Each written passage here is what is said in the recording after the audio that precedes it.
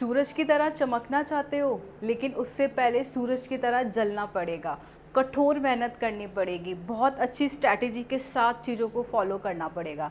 माना कि आपकी उम्र छोटी है लेकिन आपके इरादे बड़े हैं। तो जय हिंद फ्यूचर वॉरियर्स, आज हम स्टार्ट करने वाले हैं हिस्ट्री का सेकंड पार्ट। लास्ट टाइम हमने मेडिवल हिस्ट्री स्टार्ट करी थी, तो आज हम उसी का सेकंड पार्ट स्टार्ट करने वाले हैं। लास्ट टाइम जो हमने पार्ट किया था अर्ली मेडिवल, अगर आपको इसका वीडियो देखना है तो आप इसी चैनल पे जाके A4S हब चैनल में जाके आपको संकल्प प्ले लिस्ट में आपको इसका लिंक मिल जाएगा। आप इसके फर्स्ट पार्ट की वीडियो वहाँ से देख सकते हैं। तो आज हम स्टार्ट करने जा रहे हैं दिल्ली सल्तनत। अब यहाँ पे भारत देश में अर्ली मेडिवल पीरियड के बाद क्या क्या चेंजेस आए, कैसे कैसे हमारे कल्चरल पे, हमारे इंफ्रास्ट्रक्चर पे क्या क्या दिल्ली सल्तनत चेंजेस लेकर आई, तो वो हम देखेंगे। तो दिल्ली की गद्दी पे कैसे कैसे सुल्तानों ने राज किया, आज हम वो सब देखने वाले हैं। ठीक है, तो शुरुआत करेंगे हम स्लेव डायनेस्टी से, Khilji dynasty, Tughlaq dynasty, Syed dynasty, फिर लोधी डायनेस्टी। अब इसमें जो आपके क्वेश्चंस आते हैं, पहले तो ये क्वेश्चन जाना जाता है कि सबसे ज़्यादा राज किसने करा, दिल्ली की तख्त पे सबसे ज़्यादा राज कौन से सुल्तान ने किया, तो वो है हमारे तुगलक डायनेस्टी। तुगलक डायनेस्टी अगर आप देखोगे तो 94 ईयर्स इन्होंने राज किया है यहाँ पे। और सबसे अगर कम पीरियड देखा जाए तो वो है खिलजी डायनेस्टी का। ये देखिए, तो ये अक्सर क्वेश्चन आप में एनडीए में पूछे जाते हैं कि सबसे लॉन्गेस्ट सर्विंग जो डायनेस्टी थी वो कौन सी थी, और जो शॉर्टेस्ट, जो शॉर्ट टर्म के लिए जिसने करा, वो कौन सी डायनेस्टी ने राज किया। चलिए अब स्लेव डायनेस्टी से आगे बढ़ते हैं। अब यहाँ पे अगर हम देखें स्लेव डायनेस्टी, आपको याद है मैंने लास्ट टाइम बताया था जब एंशिएंट टाइम ख़त्म होने को आया था, उसके बाद जो मोहम्मद गौरी होता है वो इंडिया, जो दिल्ली की टेरिटरी होता है वो जीत जाता है लड़ाई में। तो वो अपना जो एक स्लेव होता है कुतुबुद्दीन ऐबक, उसको वो दिल्ली का सुल्तान के तौर पे बिठा देता है। अब यहाँ पे स्लेव डायनेस्टी शुरू होती है, first Muslim dynasty to rule over northern India. ये पहली मुस्लिम डायनेस्टी थी जिसने इंडिया के नॉर्थ पार्ट में रूल करना स्टार्ट किया। इसको हम ममलूक डायनेस्टी भी कहते हैं। ममलूक डायनेस्टी इसको क्यों कहा जाता है, क्योंकि ममलूक का मतलब होता है स्लेव। अगर हम अरेबिक लैंग्वेज में देखें तो ममलूक का मतलब क्या होता है, स्लेव। तो जो मोहम्मद गौरी था उसने कुतुबुद्दीन ऐबक को एज अ स्लेव खरीदा हुआ था अपने पास, तो वो खुद ना यहाँ पे रूल करके वो अपने स्लेव को यहाँ पे रूलर की तरह बिठा देते हैं। तो ये अपने आप को सुल्तान नहीं बोलते। मतलब अगर क्वेश्चन ये आएगा कि कौन सी डायनेस्टी मतलब सबसे पहले जो राज किया, वो स्लेव डायनेस्टी थी। लेकिन जब हम बात करते हैं कि दिल्ली का सबसे पहला सुल्तान कौन था, तो हम इनको नहीं बोलते, इल्तुतमिश को बोलते हैं। तो स्लेव डायनेस्टी के फाउंडर कौन थे, कुतुबुद्दीन ऐबक। इन्होंने जो अपना कैपिटल था वो दिल्ली को ही रखा था। इसके साथ अब आगे बढ़ते हैं। कुतुबुद्दीन ऐबक, कुछ इनके बारे में भी इंफॉर्मेशन ले लेते हैं। जो इनका टाइम पीरियड रहा है वो 12,006 से 1210 तक का रहा है, इनका जो ड्यूरेशन था। ये स्लेव थे किसके, मोहम्मद गौरी के। जैसा मैंने आपको बताया कि मोहम्मद गौरी ने इनको एज अ स्लेव खरीदा था, तो ये स्लेव थे मोहम्मद गौरी के। रूलर बने आफ्टर गौरीज डेथ, क्योंकि गौरीज डेथ के बाद पूरा जो रूल था वो इनके अंडर में आ गया था। इन्होंने मतलब स्लेव डायनेस्टी को फाउंड किया, ruled as a independent sultan of Delhi. अब इनको किस लिए जाना जाता है, इन्होंने कुवैत उल इस्लाम मॉस्क बनाया था दिल्ली में। एनडीए में इनके टाइम के जो क्वेश्चंस आते हैं ना कि इन्होंने कौन से किले बनवाए और इनको किस नाम से जाना जाता था, ये बहुत इम्पॉर्टेंट करते हैं।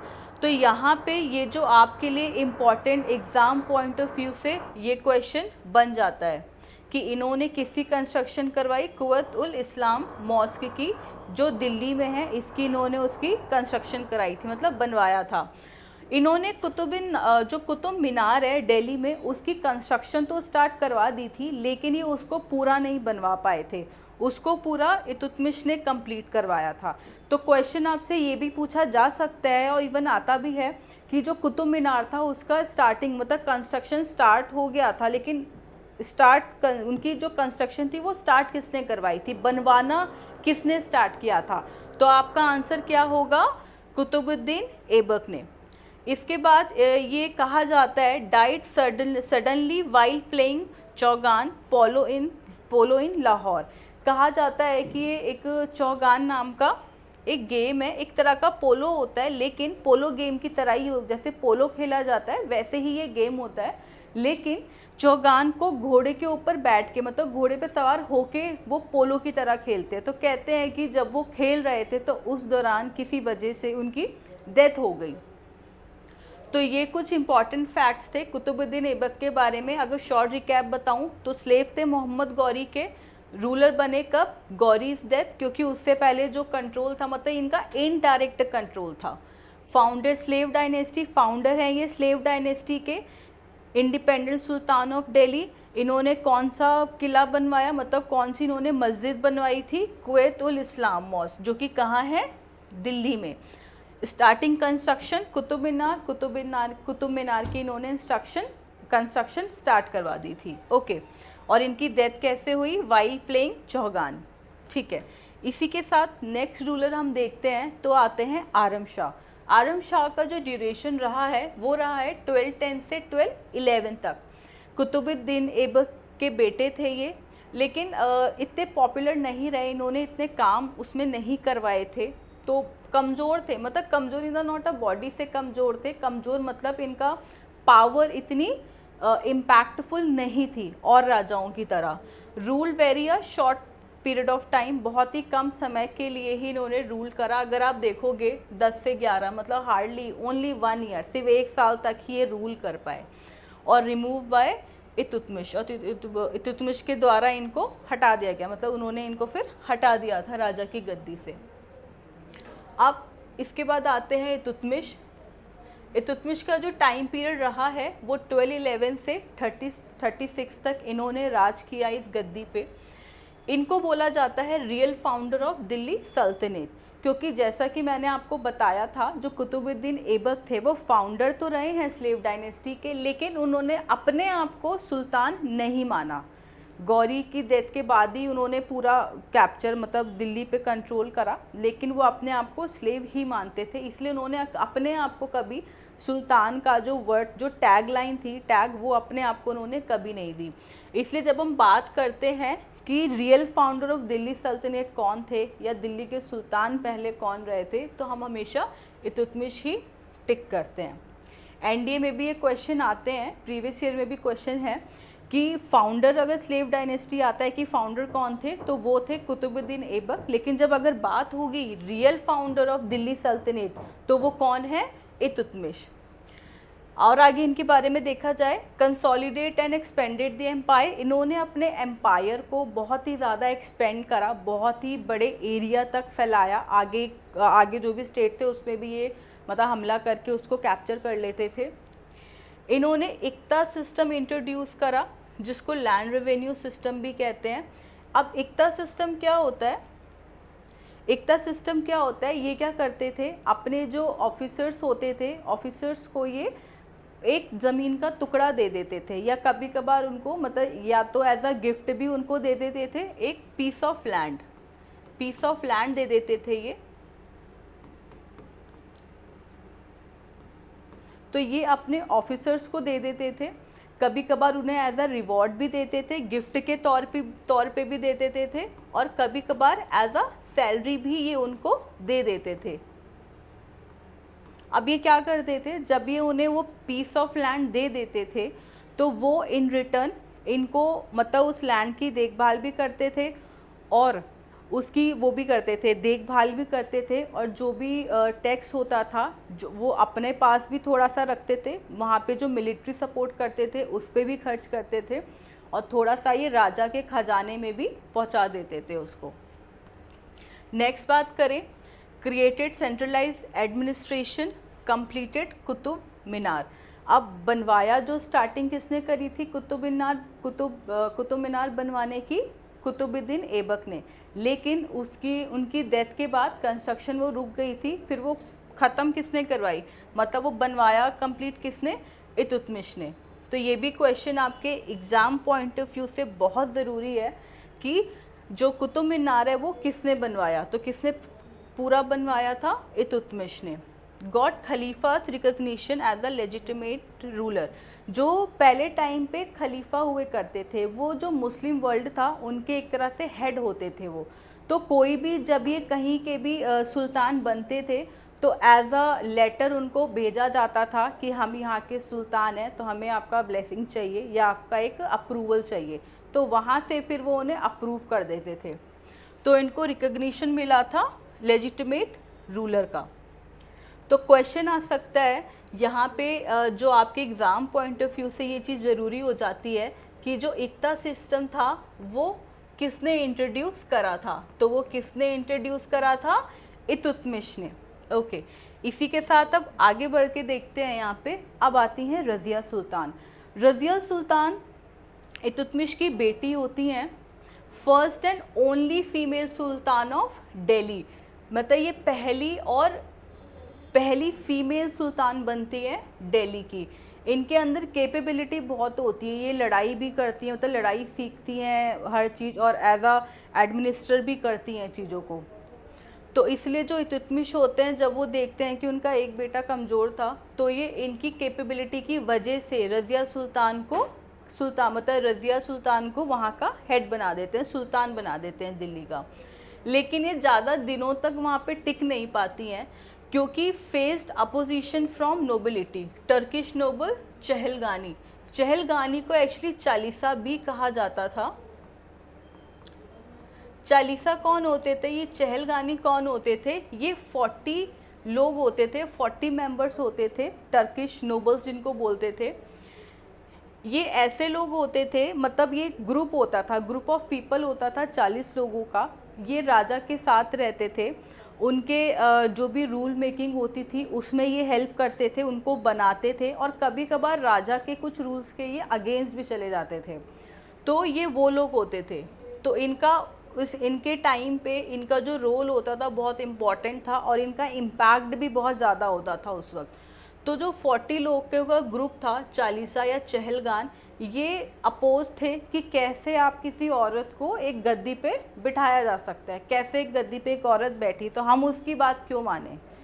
तो इस वजह से काफ़ी अपोजिशन वो फेस करती हैं रज़िया सुल्तान, और मजबूरन वो हट जाती हैं उस वाली पोजीशन से। Dressed like a man, led armies, sat in open court. Open court में बैठती हैं, मतलब कि पूरा बाहर सब लोगों के साथ उनकी प्रॉब्लम सुनना, उनका सॉल्यूशन निकालना, हर चीज़। लेकिन ये लोग इनके अपोज में आते हैं कि भाई कैसे कोई औरत गद्दी पे बैठ सकती है हमारे ऊपर, कैसे कोई औरत कैसे राज करेगी। तो ये चीज़ होती है। तो killed in battle, unable to hold power against nobles conspiracies. बाद में क्या होता है, जो एक बैटल होती है, युद्ध होता है, उसमें इन्हीं के ही जो ये लोग होते हैं ना, इनकी कुछ चाल की वजह से ये इनको वो मरवा देते हैं ताकि एक औरत उस गद्दी पे ना बैठ सके। आगे बढ़ते हैं। अच्छा हाँ, ये आपके लिए एनडीए क्वेश्चन से, एनडीए पेपर के पॉइंट ऑफ व्यू से भी बहुत ज़रूरी होता है कि दिल्ली में, मतलब क्वेश्चन आता है कि फर्स्ट फीमेल सुल्तान कौन रही हैं दिल्ली में। आगे बढ़े इसके साथ तो देखते हैं बलबन का जो टाइम पीरियड रहा है वो 66 से 87, one of the most powerful ruler of the dynasty. बहुत ही पावरफुल रूलर माना जाता है, मतलब उस डायनेस्टी का अगर हम बात करें ना, सबसे पावरफुल रूलर कौन रहे थे तो वो रहे थे बलबन। इन्होंने क्या करा, मोनार्की को स्ट्रेंथन किया और सप्रेस्ड दी नोबल्स। इन्होंने जो वो 40 लोग थे ना, 40 लोगों का जो ग्रुप था, इन्होंने इसको सप्रेस करा, मतलब इस पर दबाव बनाना स्टार्ट कर दिया था, क्योंकि इन्होंने देख लिया था, इन्होंने ये चीज़ फील कर ली यहाँ पे कि पहले जो इनका इन्हीं के इम्पैक्ट से ही कोई रूल बनेगा, या अगर ये चाहें तो किसी राजा को हटा दें, ये चाहें तो किसी राजा को, किसी भी राजा को गद्दी पे बिठा ले। तो सबसे पहले जब ये गद्दी पे बैठे ना, तो इन्होंने क्या करा, इन्होंने पहले इनका ही रोल ख़त्म करा कि पहले इन्हीं को मैं ख़त्म करूं और एक सेंट्रलाइज पावर बनाऊं जो किसके हाथ में रहेगी, राजा के हाथ में, मतलब मोनार्क के हाथ में। तो इन्होंने क्या करा, strengthen the monarchy and suppressed nobles, introduce strict court discipline. Court के डिसिप्लिन थे कुछ, इन्होंने जो बहुत ही स्ट्रिक्ट तरह से उसको इम्पोज कराए। इन्होंने सिजदा और पेबोस लेकर आए। सिजदा और पेबोस क्या होता है, ये एक तरह का राजा को एक मतलब एक एंट्री का ग्रीट करने का ही एक तरीका था। सिजदा में क्या करते हैं कि वो लोग राजा को मतलब उनके ऐसे करके, कुछ ऐसे करके, पूरा बैठ के ऐसे करके वो करते हैं उनको सलाम, एक रिस्पेक्ट होती है। पेबोस में क्या होता है, उनको फीट को किस करते हैं, उनकी फीट को। क्रश्ड नोबिलिटी, इन्होंने इनका रोल ही ख़त्म करवा दिया था, इनको एकदम रिमूव करवा दिया था कोर्ट से कि नहीं अब आप लोगों का काम यहाँ से ख़त्म होता है, क्योंकि इन्होंने ये चीज़ देख ली थी कि इनका इम्पैक्ट रहता है। Rebel governors, introduce spy system. अब आप देख रहे हो स्पाई सिस्टम ये आज का नहीं है, बहुत पहले से चला आ रहा है। Posted across the empire, reported directly to the sultan. इन्होंने एक स्पाई सिस्टम इंट्रोड्यूस करा उस वक्त, ये स्पाई सिस्टम लेके आए। जगह जगह इन्होंने क्या करा, अपने जो खुफिया होते थे ना, उनको ये जगह जगह एम्पायर्स में भेज देते थे, दूर दूर तक। और उन लोगों का काम क्या होता था, वहाँ की जो काफ़ी सीक्रेट इन्फॉर्मेशन होती थी ना, वो आते थे ये लेकर, और डायरेक्ट जो इनका कंट्रोल होता था वो राजा को ये देते थे। मतलब ये किसी और को वो इन्फो नहीं करते थे, ये डायरेक्ट आके सुल्तान से कनेक्ट करते थे, सुल्तान को ही वो खबरें सारी ये बताते थे। तो आज की में जैसे आपने आज के टाइम पे स्पाई सिस्टम देखा है ना, स्पाई होते हैं और देशों के भी, कि जगह जगह दूसरे देश में जाके इन्फॉर्मेशन कलेक्ट करते हैं और अपने कंट्री में पहुंचाते हैं। तो यही रोल होता था इनका, ये पहले से है। तो ये बलबन के टाइम से स्टार्ट हुआ। तो ये भी आपके लिए बहुत इंपॉर्टेंट हो जाता है एग्ज़ाम पॉइंट ऑफ व्यू से कि हाँ स्पाई सिस्टम कौन से राजा के अंडर में सबसे पहली बार इम्पोज हुआ था। तो इन्होंने भी कुछ स्पाई लगाए हुए थे, जो इनका एम्पायर था उसके आसपास जितने भी देश थे, जितनी भी स्टेट थे, वहाँ पे वो जाते थे, वहाँ से जो भी इंफॉर्मेशन होती थी वो लेकर आते थे और डायरेक्ट राजा को ही बताते थे। उन्होंने कोई वो नहीं रखा था कि तुम जो मेरे अंडर पहले लोग हैं उनको बताओ, नहीं, उनका ये था कि आप डायरेक्ट आके जो भी आप इंफॉर्मेशन लाए हो वो आप डायरेक्ट आके मुझसे ही कहोगे और किसी से नहीं। Reported directly to the sultan. Even जो चालीसा भी थे ना, इनके पीछे भी इन्होंने कुछ स्पाई लगाए थे कि जो इनकी इंफॉर्मेशन की ये क्या प्लान कर रहे हैं, कब क्या कौन सी प्लानिंग अब चल रही है, वो भी आके सुल्तान को वो बताते थे। इनके लिए भी इन्होंने एक एजेंट रखा हुआ था कि जो जाता था और जो उन्हीं के बीच रहकर उन्हीं की इंफॉर्मेशन ला के वो भी राजा को देता था। तो बहुत ही अच्छे तरीके से इन्होंने उस एडमिनिस्ट्रेशन सिस्टम को बहुत अच्छे से चलाया। Declare himself shadow of God, इन्होंने अपने आप को क्या डिक्लेयर करा था, शेडो ऑफ गॉड, जिल्ले इलाही। इंट्रोड्यूस जब्ती, strict justice and kingship of the shadow of the God theory. इनके टाइम पे जो जस्टिस था, जो रूल थे जस्टिस के, बहुत ही ज़्यादा स्ट्रिक्ट रहते थे। और इनके टाइम पे अगर आप देखोगे ना तो क्राइम भी बहुत कम थे, लोग डरते थे। बलबन की पॉलिसी क्या कहती थी, वो कहती थी monarchy is the shadow of God. जो मोनार्की है वो क्या है, वो गॉड का शेडो है, रिफ्लेक्शन है एक तरह से। सुल्तान के अलावा कोई पावरफुल नहीं हो सकता, कि सुल्तान ही रहेगा पावरफुल, जो वहाँ का राजा है वही पावरफुल रहेगा, उसके अलावा कोई भी पावरफुल नहीं रह सकता। तो बेसिकली अगर आप देखोगे तो डायरेक्टली ये यहाँ भी थोड़ा सा इम्प्लाई कर रहा है। तो ये था इनका सिस्टम। तो ये आपके लिए क्वेश्चन यहाँ से इम्पॉर्टेंट बनता है कि जो सिजदा और पेबोस था वो कौन से अंडर, किस सुल्तान के अंडर में था। तो आपके पास आंसर है किसके अंडर में था, बलबन के अंडर में। अब यहाँ से अगर हम आगे बढ़ें तो अब देखते हैं उनके बाद आते हैं किनका बाद, जो 1287 से 1290 तक ही रहे, 3 साल का ही इनका टाइम पीरियड रहा था। Balban's successors were weak. Kankabad was overthrown by Jalaluddin Khilji in 1219. ये भी जो राजा थे इतने मजबूत नहीं थे, मजबूत मतलब इतना इम्पैक्ट इनका नहीं था पावरफुल। तो ये भी फिर इनको कौन हरा देता है, इनको जलालुद्दीन आके हरा के इनकी गद्दी पे आके फिर वो बैठ जाता है। जो कुछ हमने कीवर्ड्स पीछे पढ़े थे, आपके एग्ज़ाम पॉइंट ऑफ व्यू से ये इंपॉर्टेंट मैटर करते हैं। इक्ता हमने पढ़ा था, इक्ता सिस्टम। तो इक्ता सिस्टम क्या था, land granted by the sultan to nobles officers in place of a salary, as a reward भी दे देते थे वो, और इन प्लेस ऑफ सैलरी भी दे दिया करते थे वो टुकड़ा लैंड का।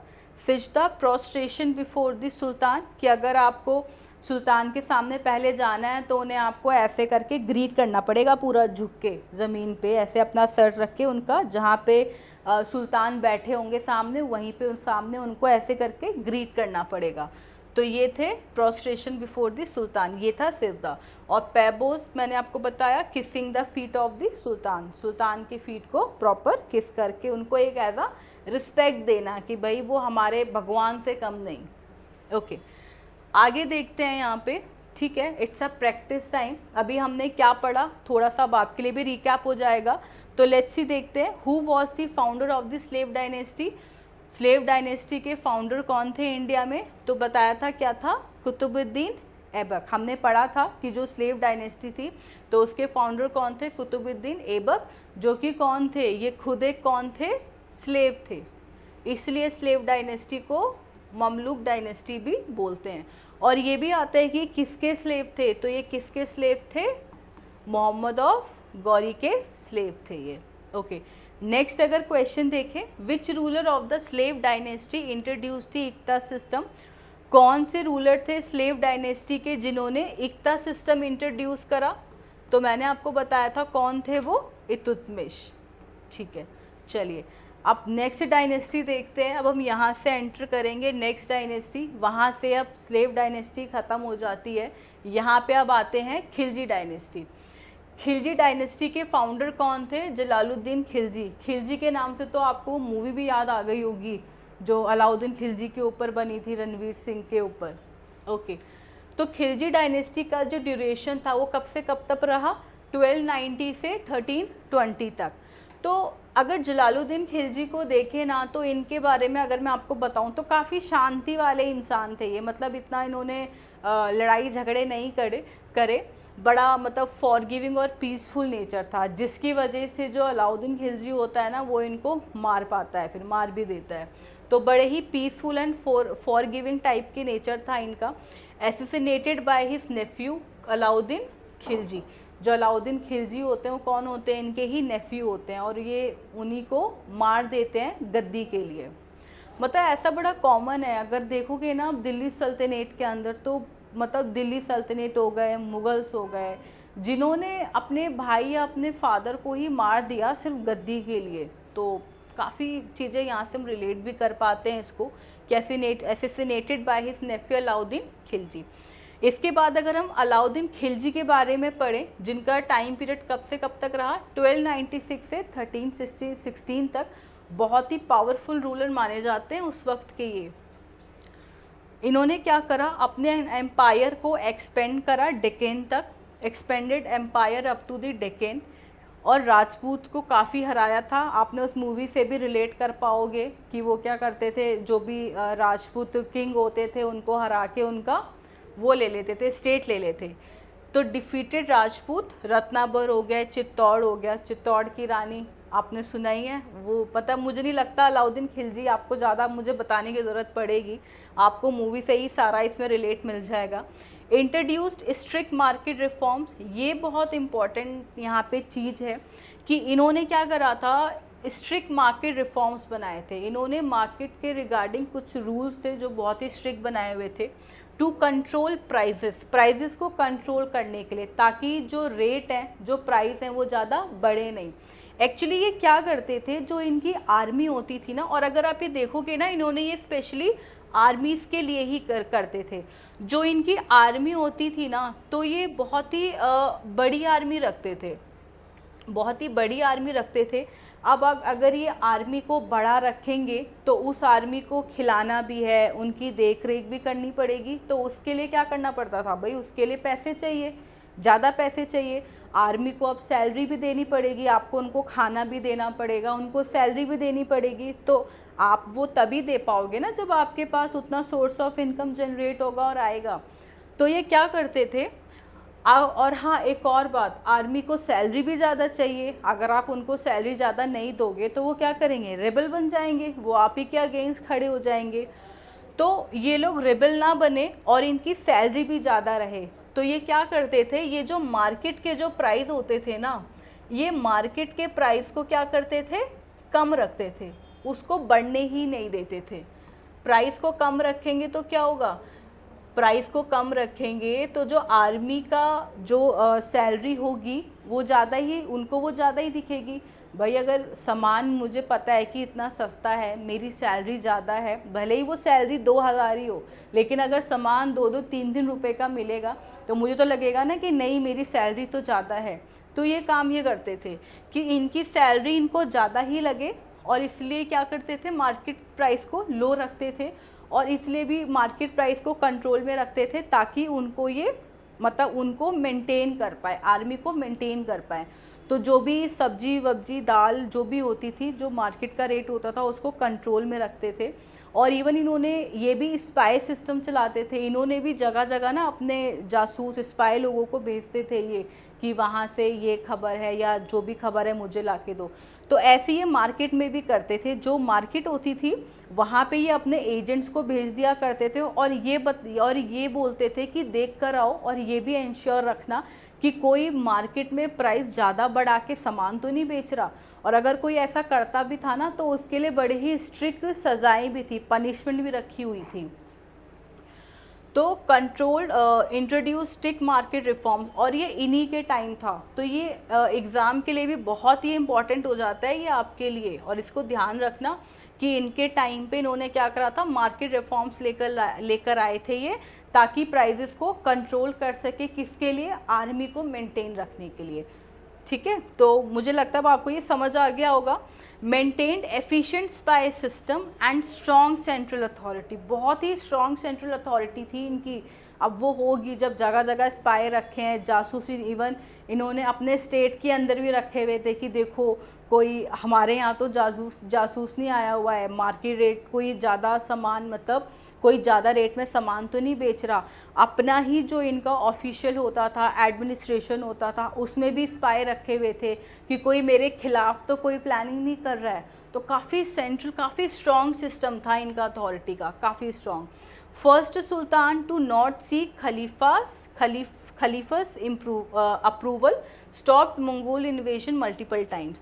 अगर मैं इसकी बात करूं तो मैंने आपको अभी पहले बताया था कि जो भी सुल्तान बनता था वो क्या करता था, वो खलीफा के पास एक अप्रूवल भेजा करता था, एक लेटर टाइप में एक अप्रूवल भेजा करता था, लेटर लिख के कि मैं ऐसे ऐसे यहाँ का बन गया हूँ, और गिफ्ट भी भेजा करता था उनको खुशखबरी के साथ कि इसके साथ गिफ्ट भी भेजा करता था कि मैं यहाँ पे ये बन गया हूँ, मतलब सुल्तान बन गया हूँ, तो आपकी ब्लेसिंग्स चाहिए आगे आगे करने के लिए, एक्सपेंड करने के लिए। तो वहाँ से फिर खलीफा अपना अप्रूवल भेजते थे कि ठीक है तुम वहाँ पे राज कर सकते हो। अब यहाँ पे क्या होता है, जब अलाउद्दीन खिलजी सुल्तान बनते हैं तो वो कोई भी अप्रूवल खलीफा के पास नहीं भेजते। उनका कहना होता है कि मुझे किसी और की अप्रूवल की ज़रूरत नहीं है अपना शासन चलाने के लिए। तो ये यहाँ पे एज अ फर्स्ट सुल्तान बनते हैं, ऐसे पहले सुल्तान दिल्ली के जिन्होंने खलीफा का अप्रूवल लिया ही नहीं होता सुल्तान बनने से पहले। तो ये भी एक बहुत इम्पॉर्टेंट चीज़ आ जाती है यहाँ पे, जिसको आप ध्यान भी रखना कि ऐसे पहले सुल्तान थे जिन्होंने खलीफा के पास कोई भी गिफ्ट लेटर नहीं भेजा कि आप मुझे अप्रूव करो कि मैं यहाँ का सुल्तान हूँ। अब अगर बात करूं आगे तो stopped Mongol invasions multiple times, बहुत बारी उस वक्त होते जो मंगोलियन होते थे वो आते थे युद्ध करने, तो इन्होंने कई बार इनके इन्वेजन को रोका है। वो आया करते थे, लूटपाट भी ले जाते थे, और बड़े ही डेंजरस होते थे एक्चुअली वो लोग। तो जो मंगोल्स का इन्वेजन है कई बार इन्होंने अलाउद्दीन खिलजी ने अपने टाइम पे रोका। तो आपको एग्ज़ाम पर्पज़ से अगर मैं बताऊं तो ये बहुत ही इम्पॉर्टेंट है अलाउद्दीन खिलजी। क्यों? पहली चीज़ ये मार्केट रिफॉर्म्स लेकर आए थे, और इन्होंने क्या करा था, स्पाई सिस्टम मेंटेन रखते थे, अपनी स्ट्रॉन्ग मतलब सेंट्रल अथॉरिटी काफ़ी स्ट्रॉन्ग करी हुई थी इन्होंने, खलीफा का अप्रूवल इन्होंने नहीं लिया था। ठीक है, अब आगे बढ़ के अगर देखें और तो हाँ, मैं आपको खलीफा का पीछे एक कीवर्ड आया था खलीफा, तो इसमें इनके बारे में बस थोड़ा सा जान लो कि ये कौन होते थे। खलीफा स्पिरिचुअल हेड होते थे किनके, इस्लामिक वर्ल्ड के स्पिरिचुअल हेड होते थे, मतलब उनके एक तरह से हेड थे ये। अर्लियर सुल्तान्स क्या करते थे, पहले टाइप के sultans used to seek approval और सनद, सनद भी मतलब अप्रूवल ही होता था। सनद मतलब क्या होता है कि एक ऐसा लेटर फॉर्मेट में वो भेजा करते थे उनको कि मैं लिख के कि मैं यहाँ पे सो एंड सो ऐसा बन गया हूँ तो आपका अप्रूवल चाहिए। तो earlier sultans use to seek approval और sanad from the khalifa to gain religious legitimacy for their rule.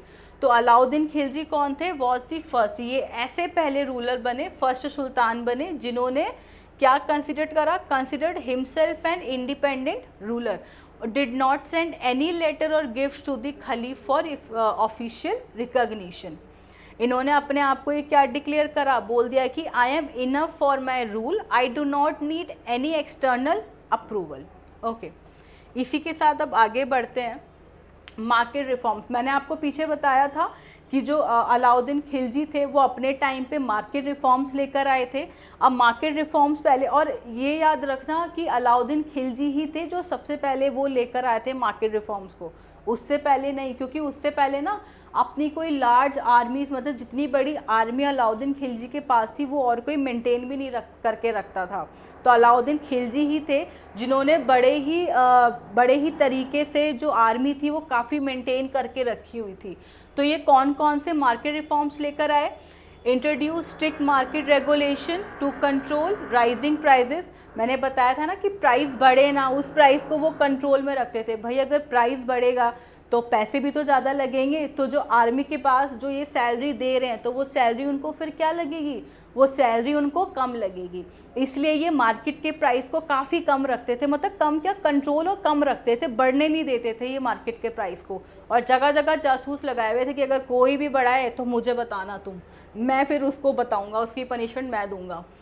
तो regulations to control rising prices specially to support a large standing army, अपनी बड़ी आर्मी हुआ करती थी तो उसको मेंटेन भी रखना है, तो उसके लिए काफ़ी इस चीज़ पे बहुत ही ज़्यादा ये कंट्रोल रखते थे।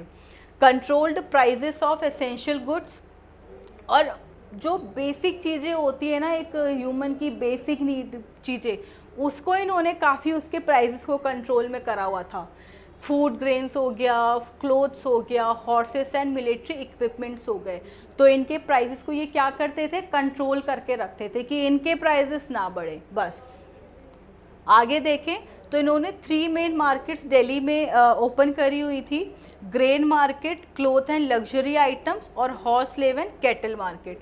अब जैसे मैंने आपको बताया था ना कि स्पाई भी रखते थे, और पता है इसके लिए ये अलग से एक आदमी भी रखते थे, अपॉइंटेड मार्केट इंस्पेक्टर्स। ये मार्केट एक तरह से एक और रिक्वायरमेंट होती थी इनके यहाँ पे, जिसके लिए ये मार्केट इंस्पेक्टर्स रखते थे, जिसको हम क्या बोलते थे, शहाना ए मंडी, टू मॉनिटर प्राइजेस, ताकि उनके प्राइजेस को क्या कर सके, मॉनिटर कर सके, कंट्रोल कर सके, ये इंश्योर कर सके कि प्राइस बढ़े ना, एंड पनिश हॉर्डर्स और ब्लैक मार्केटर्स, और हॉर्डर्स और ब्लैक मार्केटर्स को पनिश कर सके अगर उन्होंने रेट बढ़ा दिए ना, कि भाई इन्होंने तो रेट कंट्रोल करे हुए हैं, कम करे हुए हैं, लेकिन और जगह अगर कोई चोरी से या चुपके से वो प्राइजेस को ज़्यादा करके भी बेचे, तो उसको ये बड़ा देखा करते थे कि कोई ऐसे काम ना कर रहा हो।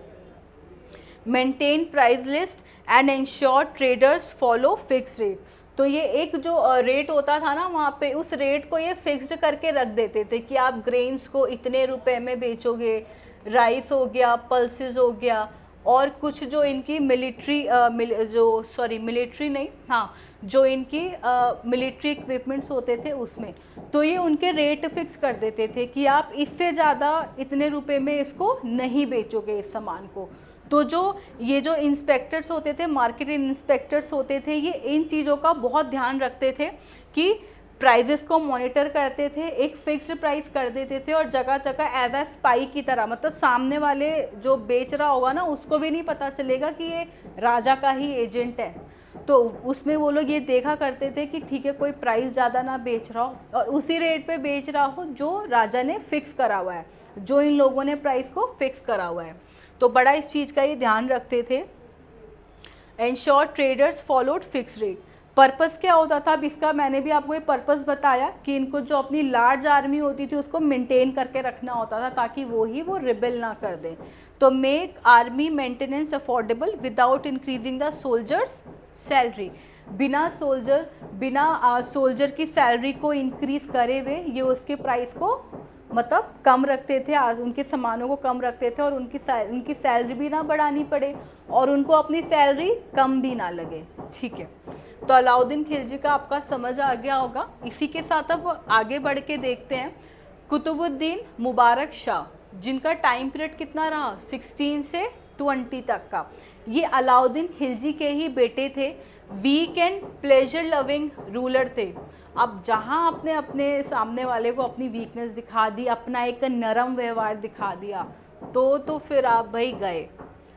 Killed by his general Khusro Khan. Khusro Khan ने ही इनको मार दिया था इन्हीं की गद्दी पे बैठने के लिए। अब खुसरो खान के बारे में पढ़े तो ruled briefly defeated and killed by Ghiyasuddin Tughlaq.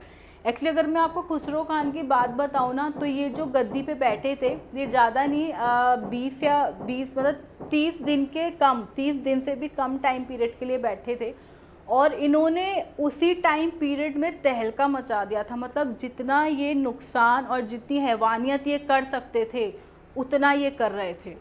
तो फिर गयासुद्दीन आते हैं और इनको मतलब फिर इन्हीं के जो ऑफिशियल्स होते हैं वो लेकर आते हैं और इनको मतलब प्लान बनाते हैं इनको गद्दी से निकालने का, क्योंकि इन्होंने बहुत तहलका बहुत तबाही मचा दी थी उस 30-40 दिन में ही।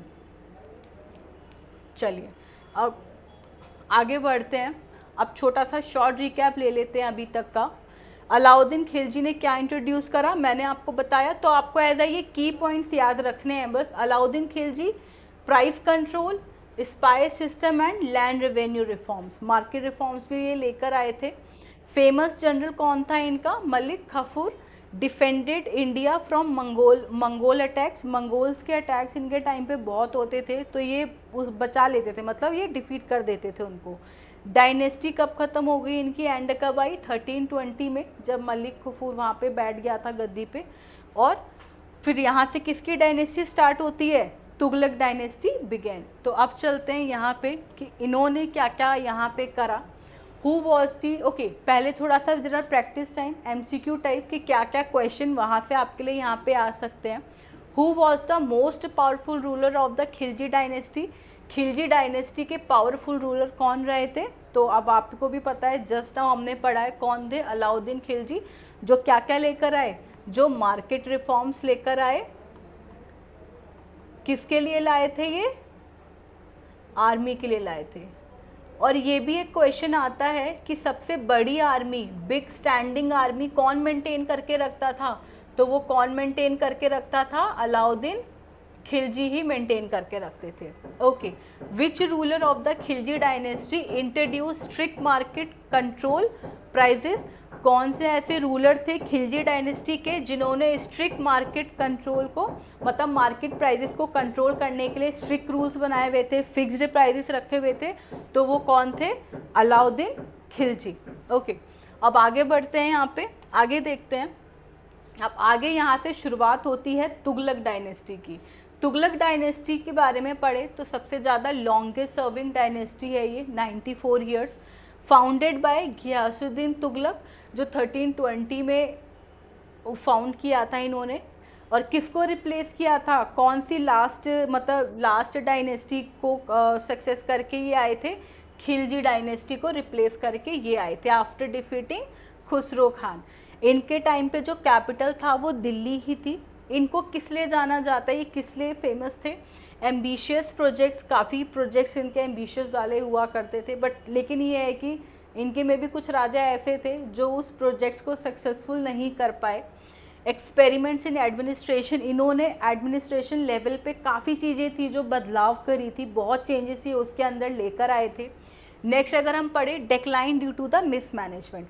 अब इन्होंने प्रोजेक्ट तो बहुत सारे खोले, एडमिनिस्ट्रेशन लेवल पर भी बहुत सारी चीज़ें इन्होंने नई नई लेकर आई, लेकिन वो क्या होता है ना कि मैंने इधर से भी सामान फैला दिया, उधर से भी सामान फैला दिया, और यहाँ तो फैला ही हुआ है, तो भाई वो मैनेज कैसे होगा? फिर मैनेज तो कोई कर ही नहीं पाएगा उसको, क्योंकि मैनेज भी तो सिस्टमैटिक तरीके से ही की जाती है। तो मैनेजमेंट की वजह से क्या हुआ, इनका जो डिक्लाइन है वो फॉल होना शुरू हो गया। तो चलिए आगे देखते हैं इसमें इनके रूलर्स कौन कौन थे। गियासुद्दीन तुगलक के बारे में पढ़े तो he is a founder of dynasty, जो हम देख चुके हैं, इन्होंने ही रिप्लेस करा था इनको। Focused on law, order and administration, law order and administration पर, राजनीति पे बहुत ये फोकस करके रखते थे ताकि जो रूल्स है वो बड़े अच्छे से फॉलो हो रहे हैं, ऑर्डर मेंटेन हो रहा है नहीं हो रहा, हर चीज़। Died mysteriously possibly in a wooden pavilion collapse arranged by his son। वैसे कहा जाता है कि ये एक साजिश थी इनके बेटे के खिलाफ, क्योंकि इनके जो बेटे थे वो इनकी गद्दी पे बैठना चाहते थे, तो डायरेक्ट तो इनको मार नहीं सकते थे, तो ऐसा बोला जाता है कि उनकी ही साजिश थी कि इन्होंने ऐसे ही वुडन पेविलियन लगा दिया था कि जैसे ही ये उस पर पैर रखते हैं ना, उस लकड़ी पे, वो इनके ऊपर गिर जाती है, और वो दबने की वजह से उसके अंदर नीचे इनकी उसी वक्त फिर डेथ हो जाती है। तो आगे देखें तो अब आते हैं Mohammad bin Tughlaq, famous for ambitious experiments that mostly failed. मतलब बहुत ही फेमस है, इन्होंने बहुत एम्बिशियस, बहुत अच्छे अच्छे प्रोजेक्ट्स खोले, लेकिन वो आखिर में जाके क्या हो गए? फेल हो गए, वो इम्प्लीमेंट सक्सेसफुल हो ही नहीं पाए। वही मैंने जैसे आपको बताया ना कि यहाँ से भी फैलाया, वहाँ से भी फैलाया, लेकिन वो जब तक मैनेज नहीं होगा तो इम्प्लीमेंट कैसे करोगे? वो आगे सक्सेसफुल हो ही नहीं पाएगा। ट्रांसफ़र ऑफ कैपिटल, इन्होंने क्या करा, पहले दिल्ली था कैपिटल, इन्होंने दिल्ली के बाद किसको कैपिटल बनाया? दौलताबाद को कैपिटल बनाया, जो महाराष्ट्र में है, फिर दोबारा से फिर दिल्ली को फिर कैपिटल बना दिया। तो ये भी चीज़ समझ नहीं आई इनकी।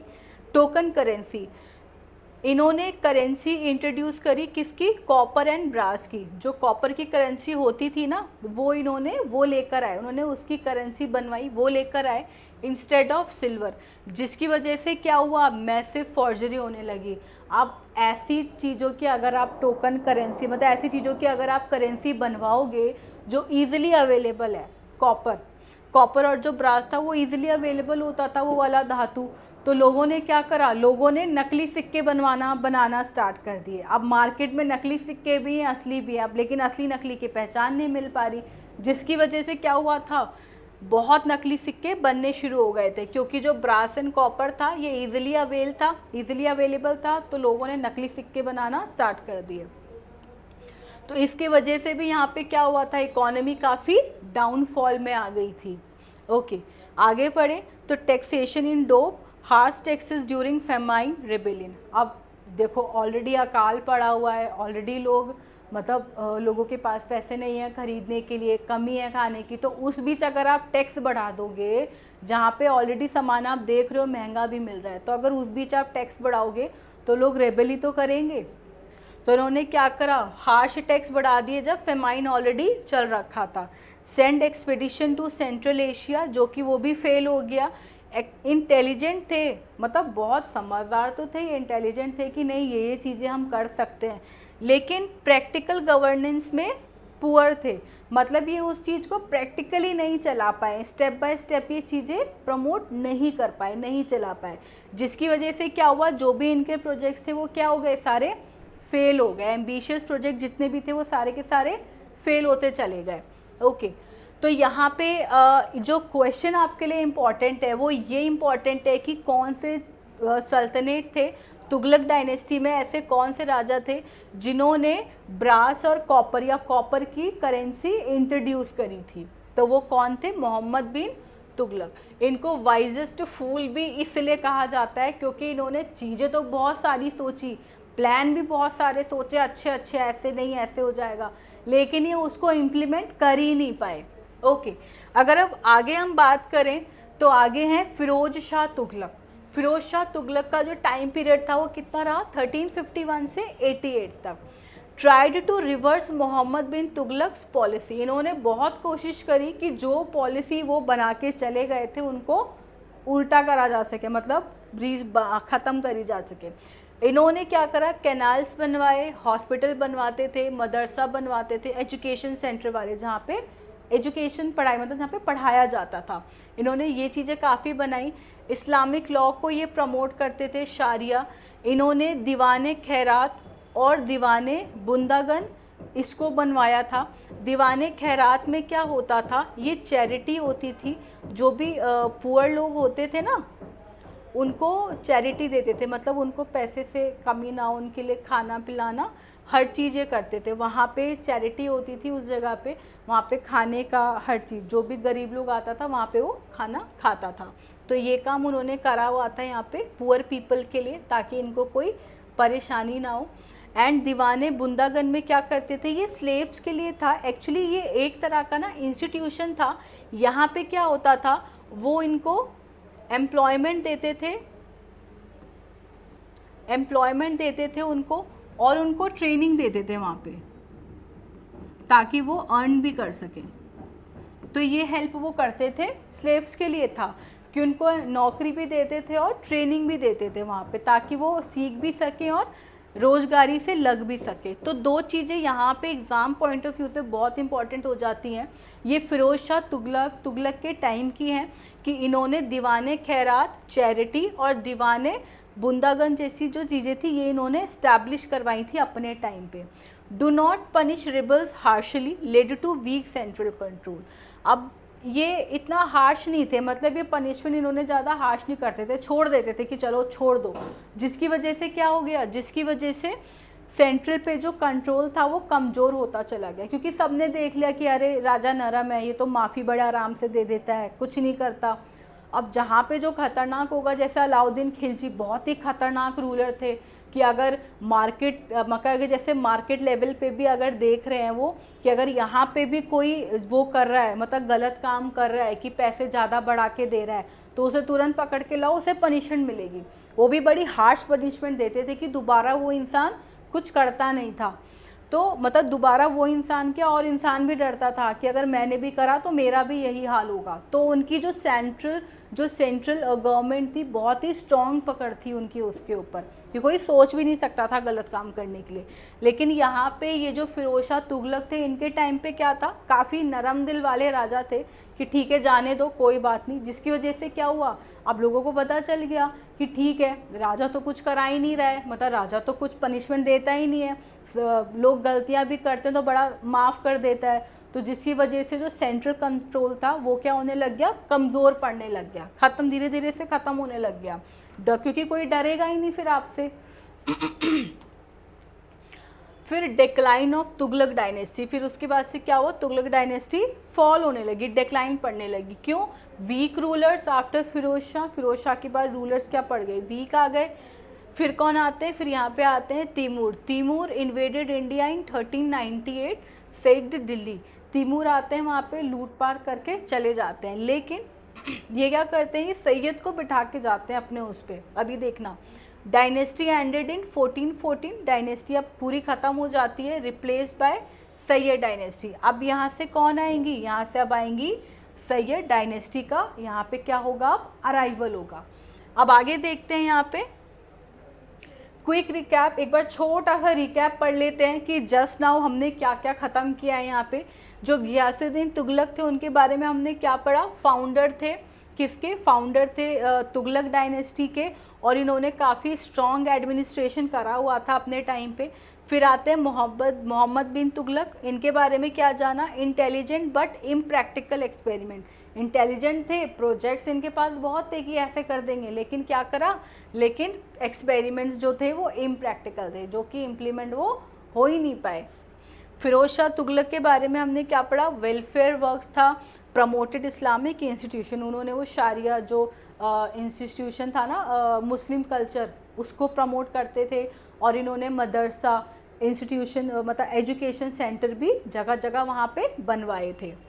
एंड ऑफ डायनेस्टी एंड हो जाती है फिर due to Timur's invasion and weak successors.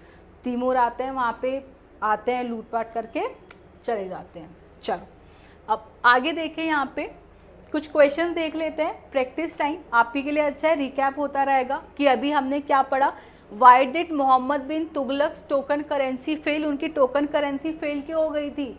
हमने पढ़ा था ना कि भाई वो उसी धातु का बनवा रहे थे, ब्रास और कॉपर का, जिससे क्या हुआ, वो सबको इजीली अवेलेबल है तो सब क्या करेंगे, सब वो नकली सिक्के बनवा लेंगे और वही फिर मार्केट में चली गए, असली और नकली का फ़र्क ही नहीं पता चला।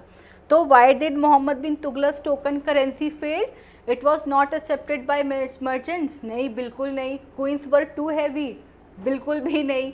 Massive forgery of coins took place, जो कॉइन्स थे वो क्या बनने लग गए, नकली सिक्के बनने लग गए। फॉर्जरी का मतलब क्या होता है, नकली सिक्के, जो नकली सिक्के बनाते हैं। Okay, what metal were mainly used in Mohammad bin Tughlaq token currency? कौन सा मेटल था? Copper and brass.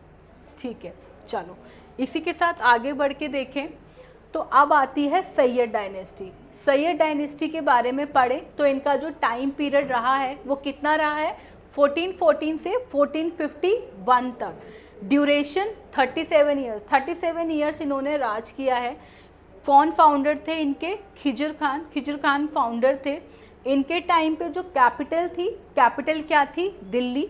1398 में जो तैमूर थे इन्वेडेड एंड प्लंडर्ड दिल्ली, वो आते हैं यहाँ पे, अभी पीछे भी मैंने आपको बताया, वो यहाँ पर आते हैं और दिल्ली को लूट के चले जाते हैं। आफ्टर तुगलक डायनेस्टीज डिक्लाइन, जो खिजर खान होते हैं वो कौन होते हैं? गवर्नर होते हैं पंजाब के अंडर तैमूर। अब तैमूर क्या करते थे, वो आते थे, लड़ते थे, लूट के चले जाते थे और अपने जगह पे ना वो अपने ऑफिशियल्स मतलब अपने जनरल्स को बिठा देते थे। तो इसी तरह यहाँ भी उन्होंने करा था। पंजाब जो था उसके गवर्नर कौन थे? खिजर खान थे, जो किसके कंट्रोल में था? तैमूर के कंट्रोल में था। टुक control of Delhi. Started is Syed dynasty, फिर यहाँ से इनके अराइवल से सैयद डायनेस्टी अब क्या होती है, स्टार्ट होती है इन 1414 में। Rulers considered themselves vassals of Timur, वो अपने आप को वेसल्स ऑफ तैमूर कहते थे, मतलब कि हम उनके अंडर कंट्रोल में, हम उनके वो हैं, मतलब जनरल वो हैं, ट्रस्टीज। ओके, अगर आगे बात करें, जस्ट अ मिनट, ओके ठीक है, चलिए आगे बात करते हैं खिजर खान के बारे में। अब इनके कुछ मेजर रूलर्स हम पढ़ लेते हैं। खिजर खान कौन है? Founder of Syed dynasty. जितने भी अभी तक आप देख रहे हो ना डायनेस्टी में फाउंडर्स आ रहे हैं, इनको ना आंख बंद करके अपने टिप्स पे रख लेना, ये सच में पूछे जाते हैं क्वेश्चन कि इस डायनेस्टी का फाउंडर कौन था, इस डायनेस्टी का फाउंडर कौन था। और जो पेपर बनाते हैं ना वो भी बड़े मतलब स्मार्ट लोग होते हैं, वो लोग आपको ना मिलता जुलता नाम दे देंगे कि आप भी वहाँ पे कंफ्यूज हो जाओगे कि अच्छा मैंने क्या पढ़ा था। तो ये जितने भी फाउंडर्स आ रहे हैं ना, इनको टिप्स पे रख लो आप कि इस डायनेस्टी के फाउंडर कौन थे। और दो चीज़ें और, सबसे बड़ी और सबसे छोटी जो ड्यूरेशन है डायनेस्टी का, वो किसका किसका रहा है। अब मैं यहाँ पे बात करूँ तो इसके फाउंडर कौन थे? सैयद डायनेस्टी के खिजर खान थे। Ruled in the name of Timur, मैंने आपको बताया कि आते थे, लूटपाट करते थे, लड़ाई मतलब करते थे, लड़ाई करते थे, जीत जाते थे उस जगह को, तो ये वहाँ पे खुद ना रूल करके अपने ऑफिशियल्स बिठा देते थे। तो उन्हीं में से थे ये खिजर खान भी। नॉट एज एन इंडिपेंडेंट सुल्तान, मतलब क्योंकि सुल्तान तो यही है ना, जो भी वहाँ पे जो भी ये यहाँ पे रूल मतलब करेंगे या रूल बनाएंगे, वो इनसे पूछे बिना नहीं करेंगे, वो इनकी अप्रूवल चाहिए होगी उनको। Did not assume the title of sultan, क्यों? क्योंकि भाई मेन तो ये है ना, तो खुद ये सुल्तान क्यों बनेंगे। याद है ऐसी वो कुतुबुद्दीन ऐबक भी थे, उन्होंने अपने आप को सुल्तान कभी डिक्लेयर नहीं करा, मतलब कभी ये नहीं बोला कि मैं सुल्तान हूँ। क्यों? क्योंकि वो खुद एक गौरी के कौन थे? स्लेव थे, उनके बिहाफ में, उनके अंडर कंट्रोल में रहकर वो वहाँ पे रूल कर रहे थे। ओके, अगर आगे बात करूं तो try to reestablish order in Delhi, इन्होंने क्या करा, और मतलब दिल्ली में इस्टेब्लिश करने की कोशिश करा रूल्स को एंड सराउंडिंग्स रीजन्स। आगे बढ़ते हैं, इनके बाद आते हैं मुबारक शाह, जो कि इन्हीं के बेटे हैं, खिजर खान के बेटे हैं। डिक्लेयर हिमसेल्फ सुल्तान, इन्होंने अपने आप को फिर इंडिपेंडेंट डिक्लेयर कर दिया कि यहाँ के सुल्तान कौन? मैं।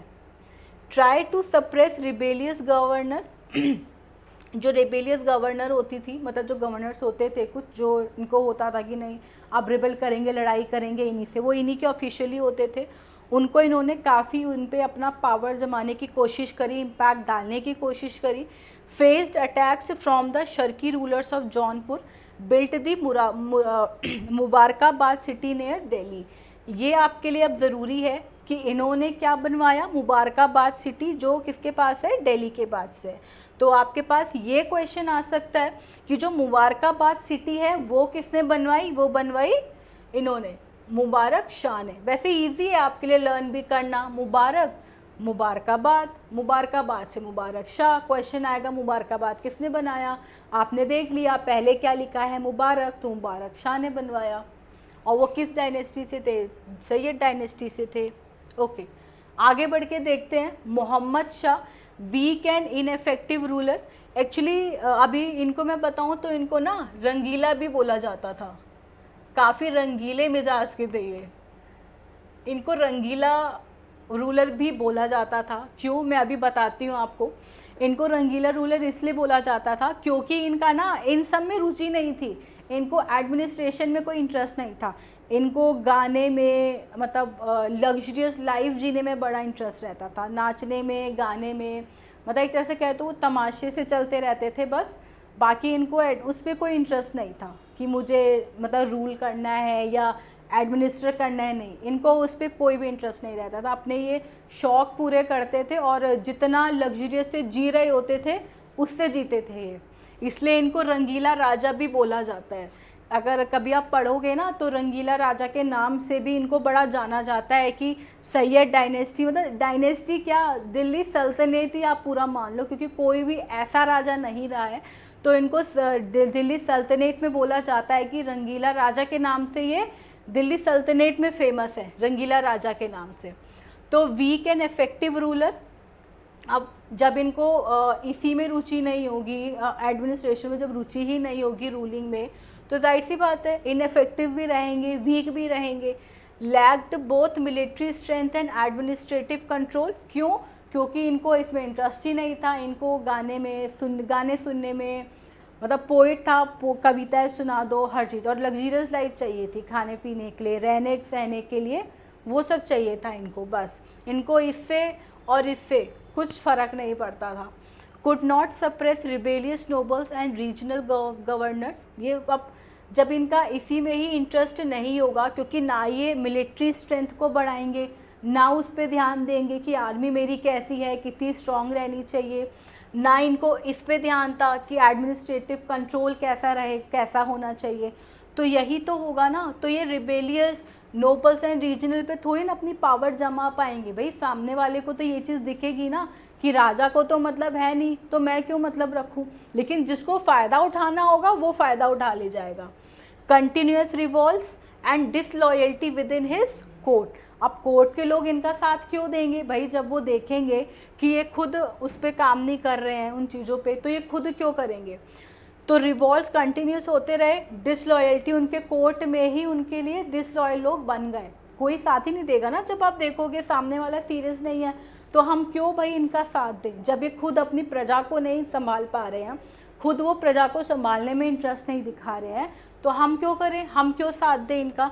रेवेन्यू कलेक्शन डिक्लाइन हो गया, क्योंकि इन्हें ये मतलब नहीं था पैसा कहाँ से आ रहा है या पैसे को और कैसे जनरेट करा जाए, इनको ये इंटरेस्ट नहीं था, बस इनको मतलब था कि ठीक है आ रहा है और मेरी जो लग्जरियस लाइफ है वो चल रही है।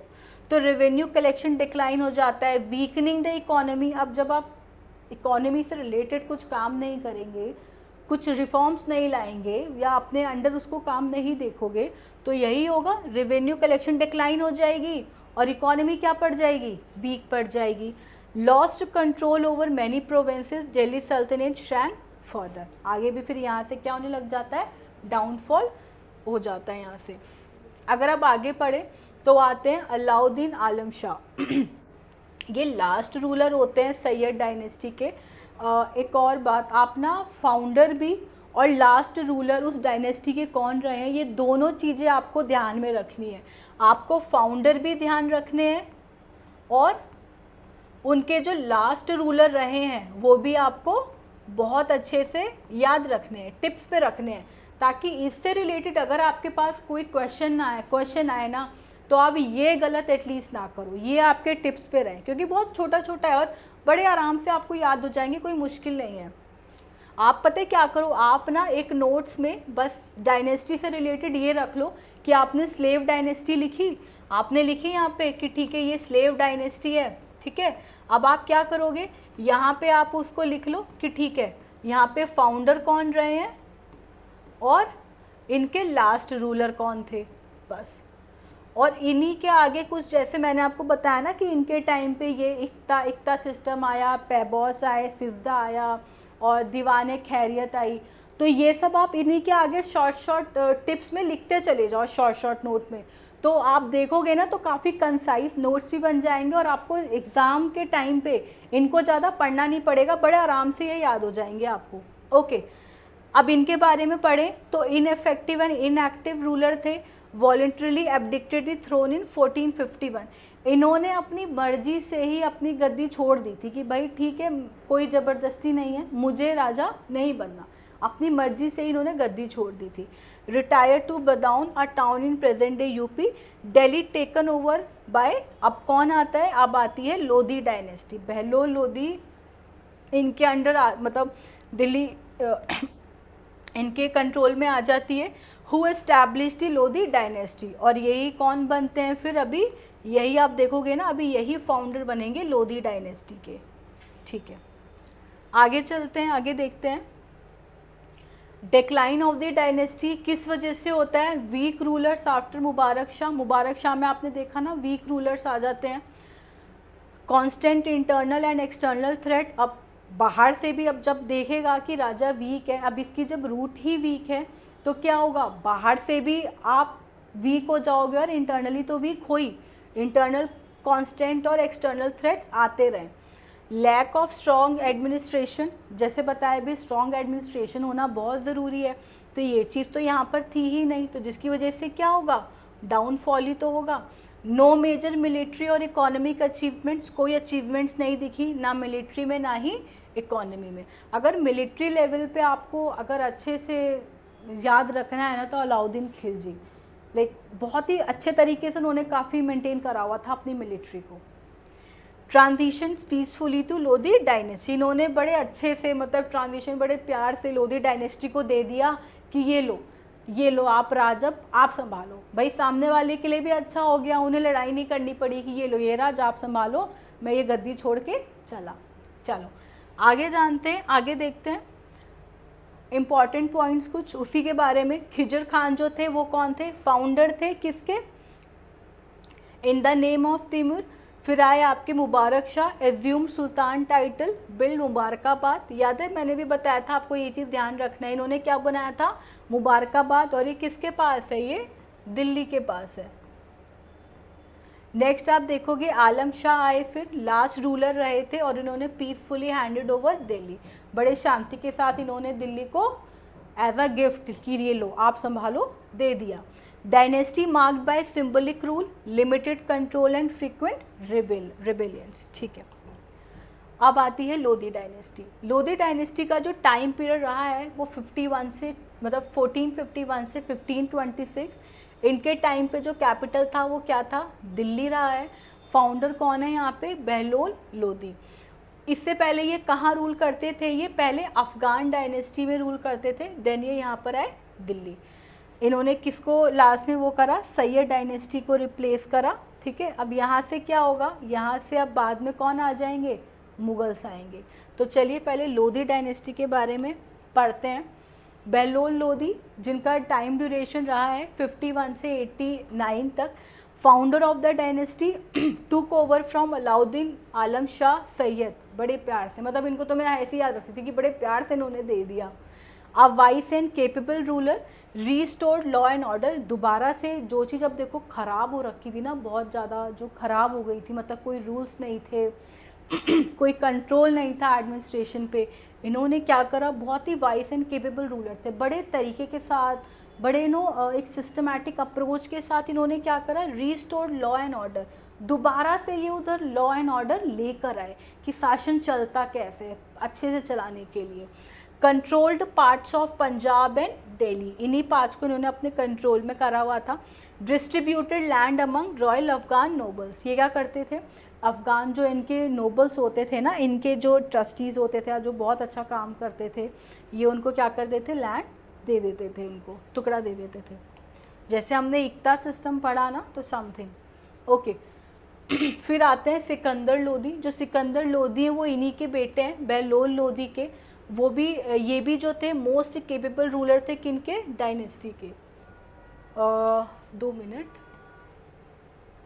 ठीक है, ओके, हाँ ठीक है। तो ये भी रूलर, ये भी किसके थे, बेटे थे, ठीक है। यहाँ से शुरू करते हैं, सॉरी। सिकंदर लोदी, सिकंदर लोदी किसके बेटे थे, बहलोल लोदी के। बहलोल लोदी कौन थे, जो कौन थे, फाउंडर थे किसके, लोदी डायनेस्टी के। इन्होंने आगरा इस्टेब्लिश करा। इन्होंने क्या करा, आगरा को ना कैपिटल बनाया। ये भी एक बहुत इंपॉर्टेंट क्वेश्चन आता भी है एनडीए में, क्वेश्चंस में पूछा जाता है कि जो आगरा थी, आगरा को अपना कैपिटल या जो वो स्टेट है, किसने एस्टैब्लिश करा आगरा को, तो किसने करा, सिकंदर लोदी ने एस्टैब्लिश करा। तो इन्होंने आगरा को अपना न्यू कैपिटल बनाया 1504 में। डेट्स इतनी इंपॉर्टेंट नहीं है यहाँ पे, लेकिन ये इंपॉर्टेंट है, तो इसको आप ध्यान में रखना। Improved administration, agriculture and justice system. इन्होंने बड़े अच्छे तरीके से एडमिनिस्ट्रेशन को कंट्रोल में करते थे, एग्रीकल्चर को भी, बहुत सारे ऐसे प्रैक्टिसेस थी, ये इन चीज़ों पे बड़ा ध्यान देते थे। और जस्टिस सिस्टम, मतलब इनके टाइम पे ना कोई करप्शन और क्राइम नहीं कर सकता था। इतने इन्होंने खतरनाक, मतलब पनिशमेंट जो बनाई हुई थी ना, बड़ी स्ट्रॉन्ग पनिशमेंट रखी हुई थी कि लोग डरते थे कि नहीं हमें नहीं करना। और अभी भी आप देखोगे ना कि मतलब अभी भी अगर आप देखो, जो पहले के टाइम पे जो पनिशमेंट हुआ करती थी ना, राजा जो होते थे उस टाइम के, वो बड़ी मतलब स्ट्रॉन्ग बड़ी मतलब बहुत ही हार्श पनिशमेंट रखते थे। कि वो क्या करते थे कि आंखें, अगर कोई गलत देखता था तो उसकी आंखें निकलवा लेते थे। और इवन क्या करते थे, वो जो वो होता था ना, बड़े बड़े जो व्हील्स होती थी, उस पर वो उस आदमी को जिसको पनिशमेंट देनी होती थी बांध के वो पहाड़ों से नीचे गिरा देते थे। तो सोचो वो जो उसका प्रोसेस होगा ना मरने तक का, वो कितना टफ हो जाता था, मतलब कितना पेनफुल बन जाता था, जिसकी वजह से वो लोग पनिशमेंट करने से डरते थे कि नहीं अगर मैंने करा ना तो मेरे साथ भी ऐसा होगा। तो उस चीज़ से डरने की वजह से भी लोग वहाँ पे क्राइम नहीं करते थे। तो इन्होंने भी ना अपने टाइम पे बड़ी स्ट्रिक्ट पनिशमेंट रखी थी कि लोग करप्शन नहीं करते थे और क्राइम करने से डरते थे। Promoted trade and poets, trade and poets को बड़ा ही प्रमोट करते थे, लाइक मलिक मोहम्मद जैसी, इनके बड़े खास रहते थे वो। रिलीजियस, और लेकिन हाँ ये रिलीजियसली ऑर्थोडॉक्स थे थोड़ा। स्ट्रिक्ट सुन्नी मुस्लिम, डिमोलिश्ड सम हिंदू टेम्पल्स, ये अपने मुस्लिम उसको बड़ा प्रमोट करते थे और इन्होंने काफ़ी हिंदू जो टेम्पल्स थे वो तोड़ दिए थे। आगे पढ़ते हैं इब्राहिम लोदी के बारे में। लास्ट लोदी रूलर थे, लास्ट लोदी रूलर रहे हैं।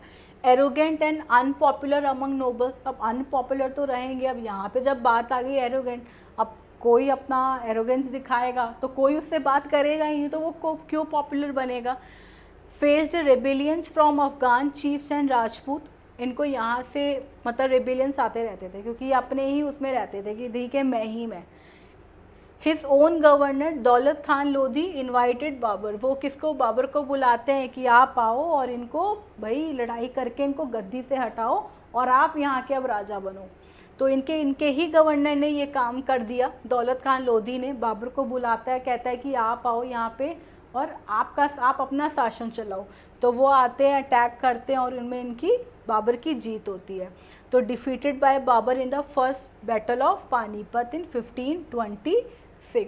तो ये भी बहुत इंपॉर्टेंट हो जाता है कि जो फर्स्ट बैटल ऑफ पानीपत में कौन कौन थे, बाबर था और इब्राहिम लोदी, इनके बीच में ये वॉर हुई थी जिसमें इनकी हार होती है और बाबर को क्या होता है, गद्दी मिल जाती है।